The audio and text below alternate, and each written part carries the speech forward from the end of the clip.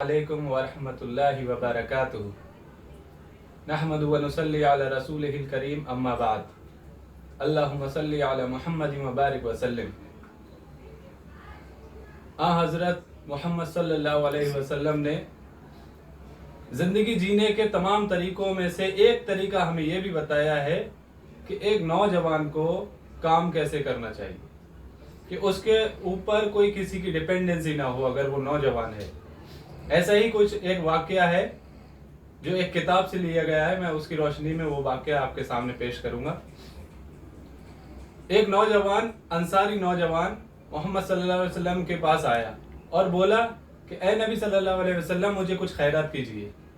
तो नबी सल्लल्लाहु अलैहि वसल्लम ने बोला, तुम तो हट्टे कट्टे तंदुरुस्त मालूम होते हो, तुम्हें खैरात की क्या ज़रूरत है, अपने हाथ से मेहनत करके कुछ कमाया करो, जाओ अपने घर में जो भी चीज़ है वो लेकर आओ।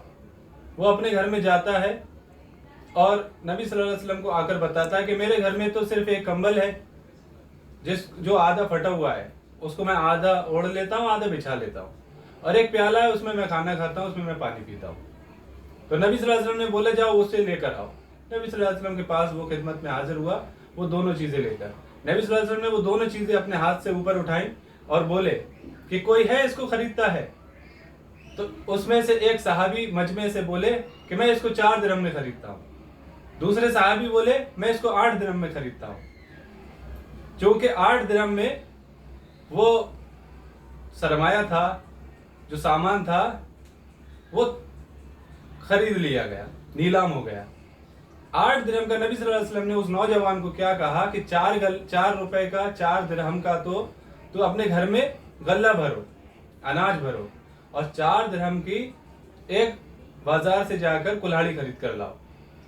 वो उसने ऐसा ही किया और वो कुल्हाड़ी खरीद कर लाया।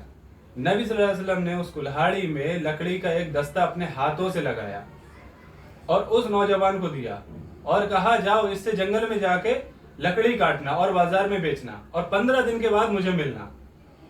उसने इसी हिदायत पर अमल करते हुए 15 दिन के बाद वो नबी सल्लल्लाहु अलैहि वसल्लम के पास आया और नबी सल्लल्लाहु अलैहि वसल्लम उसके हालात को देखकर खुश हुए, क्योंकि उन 15 दिन में उसके पास ना तो गल्ले की फिक्र थी और ना उसको ओढ़ने बिछाने की कोई फिक्र थी। तो ये है एक नौजवान, जो भी इंसान नौजवान मेहनत करता है तो अल्लाह ताला उसके रिज्क में बरकत करता है, जो कि इस वाक़ये से हमें मालूम पड़ता है उसकी अहमियत कि एक नौजवान को कैसे कमाना चाहिए और हलाल तरीके से कमाना चाहिए। और ये जो बात है मैं कोई हवा में नहीं कह रहा हूँ, इसका हवाला मैं दे रहा हूँ आपको। चमन इस्लाम हिस्सा नंबर 5, जिल्द नंबर 5 और इसके सफ़ा नंबर 88 पे है। आप जाके चेक कर सकते हैं, गूगल पे भी आपको मिल जाएगा। अस्सलामु अलैकुम वरहमतुल्लाह।